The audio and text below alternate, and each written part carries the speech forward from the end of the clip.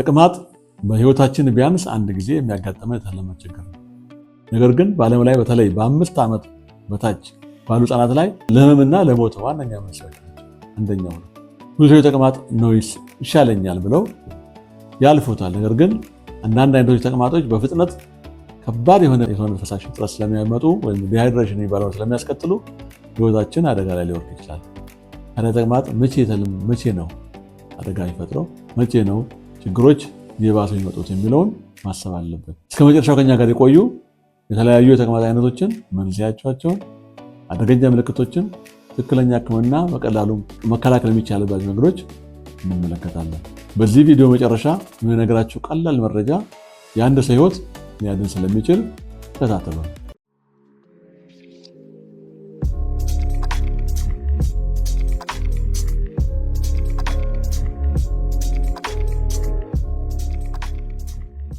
እንደምን ቆያችሁ? ዛሬ በህፃናትም ሆነ በአዋቂዎች ውስጥ በጣም በተለምዶ ስለሚታወቀው ተቅማጥና የተቅማጥ አይነቶችን እንመለከታለን። በዚሁ ቪዲዮ መጨረሻ የሚከተሉትን ያውቃሉ ወይም ይረዳሉ። ተቅማጥ ምንድን ነው? ተቅማጥ አይነቶች ዋና መንስኤዎችስ፣ ምልክቶቹ፣ መቼ ነው ወደ ሐኪም መሄድ ያለብን፣ ህክምናውን ይመስላል እና ይሄ ነገር ተቅማጥ እንዳይፈጠር ምን ማድረግ አለብን፣ መከላከያ መንገዶችን እንመለከታለን። በጋራ ተቅማጥ ማለት በአንድ ቀን 3 ጊዜ እና ከ3 ጊዜ በላይ ለስላሳዊ ፈሳሽ የሆነ አይነ ምድር መውጣት ማለት ነው። ይህ የሚከሰተው አንጀቱ ውሃን በበቂ መጠን መውሰድ ሲያቅተው ወይም ብዙ ውሃ ወደ አንጀት ሲገባ ነው። ፈሳሽ ነገር ወይ እኛ አንጀታችን በቂ እንትኑ ፈሳሹን ሲያቅተው መውሰድ፣ አለዛ ደግሞ ከአንጀታችን ከውስጠኛው አንጀታችን ከሰውነታችን ወደ አንጀት ውስጥ ሲገባ ነው። አብዛኛው ተቅማጥ በጥቂት ቀናት ውስጥ ይድናል።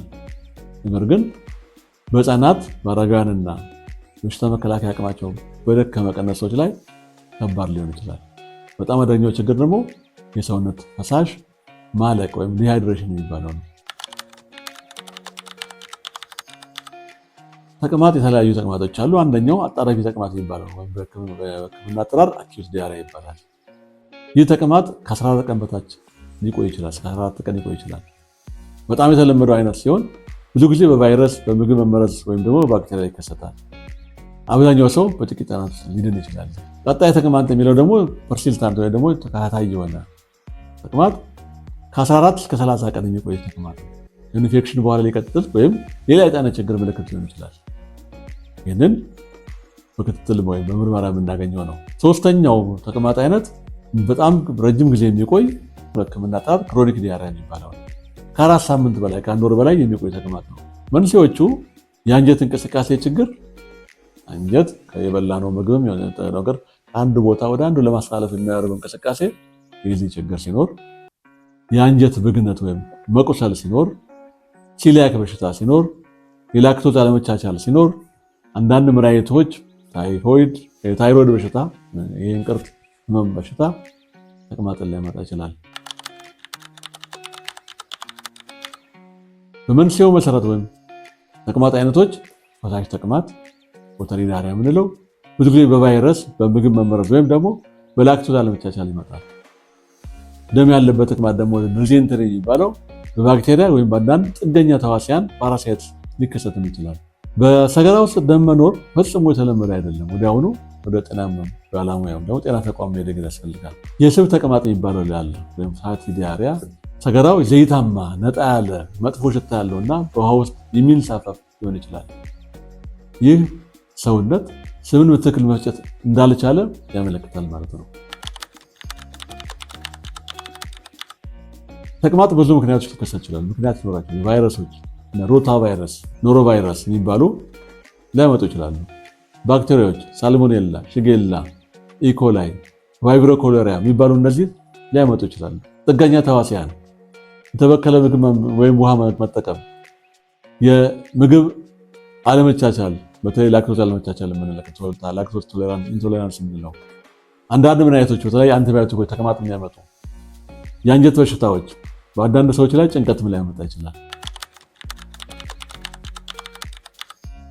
ከተደጋሚ ፈሳሽ ሰገራ በተጨማሪ የሆድ ቁርጠት፣ የሆድ ህመም፣ ማቅለሽለሽ፣ ማስታወክ፣ ትኩሳት፣ የሆድ መነፋት፣ በአስቸኳይ መጸዳጃ ቤት ቶሎ ቶሎ የሚያጣድፍ አይነት ስሜት ይሄ ሲኖር፣ የሰውነት ፈሳሽ እጥረት ምልክቶች፣ ከፍተኛ ጥማት፣ ደረቅ አፍ፣ ማዞር፣ ጥቁር ሽንት በጣም መቀነስ፣ በህፃናት አይን ላይ ወደ ውስጥ መግባት መሰርጎድ አይናቸው ማለት ሰርጎድ፣ እንቅልፍ ብዛት ወይም ግራ መጋባት፣ እንቅልፍ ይበዛል ወይም ግራ ኮንፊውዝድ መሆን፣ እነዚህ ምልክቶች ካሉ በአስቸኳይ ወደ ሕክምና መሄድ ያስፈልጋል።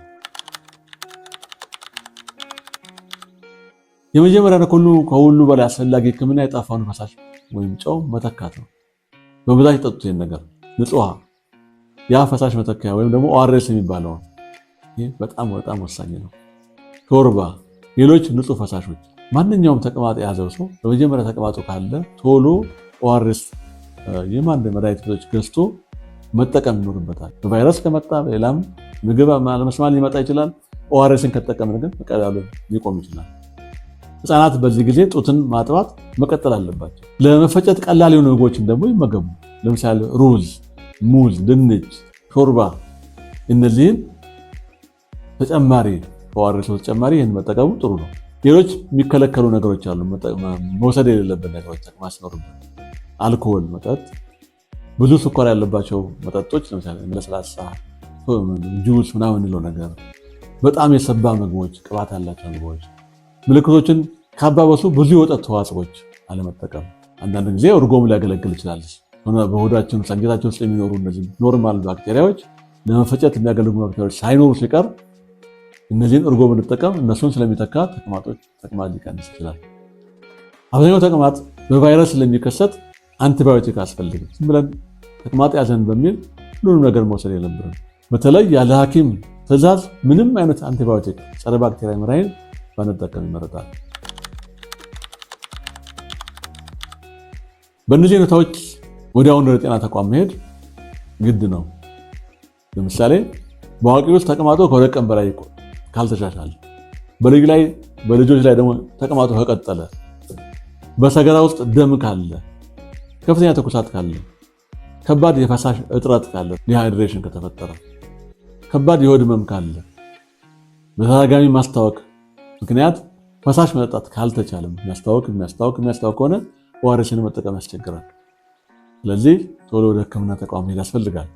ህፃናት፣ አረጋውያን፣ እርጉዝ ሴቶች፣ የበሽታ መከላከል አቅማቸው ዝቅተኛ የሆኑ ሰዎች ቀደም ብለው ሕክምና እና ምክር ማግኘት አለባቸው። በመጨረሻም የሚያስደስተው ዜና ብዙ ተቅማጥ አይነቶችን መከላከል እንደሚቻል ነው። እነዚህ ቀላል እርምጃዎች ይከተሉ። ለምሳሌ ከመብላት በፊትና ከመጸዳጃ ቤት በኋላ እጅን በሳሙና መታጠብ። አንዳንድ ሰው ሳይታጠብ ይበላል፣ በኋላ በሳሙና አይታጠብም። ይሄ አግባብ አይደለም። ከመብላት በፊት ነው በሳሙና መታጠብ፣ ከመጸዳጃ ቤት በኋላ ነው እጅን መታጠብ። ንጽህናን ለንጽህና የተጠበቀ ውሃን ይጠጡ። ምግብን በደንብ ያብስሉ። ፍራፍሬና አትክልትን በደንብ መታጠብ አለባቸው። ምግብን በአግባቡ ማስቀመጥ። ህፃናትን የሚመክሩትን ክትባቶች በተለይ የሮታ ቫይረስ ክትባት እንዲወስዱ ማድረግ።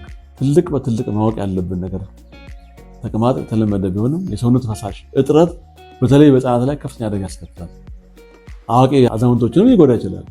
ስለዚህ ወዲያውኑ ተቅማጥ እንደተጀመረ ኦአርኤስን በጊዜው መጀመር አደገኛ ምልክቶችን ወይም ችግሮች እንዳይፈጠሩ ህይወትን ሊያድን ይችላል። የቪዲዮውን ጠቃሚ ሆኖ ከተሰማዎት ላይክ ያድርጉ፣ ሰብስክራይብ ያድርጉ፣ ሌሎች ጓደኞች እንዲደርስ ሼር ያድርጉ። ምክንያቱም በዚህ ችግር የሚቸገሩ የሚጠቁ ሰዎች ብዙ ሊሆኑ ይችላሉና ከመጎዳታቸው በፊት በመከላከል ችግሮችን ሊያስወግዱ ይችላሉ። ስለተከታተላችሁን እናመሰግናለን።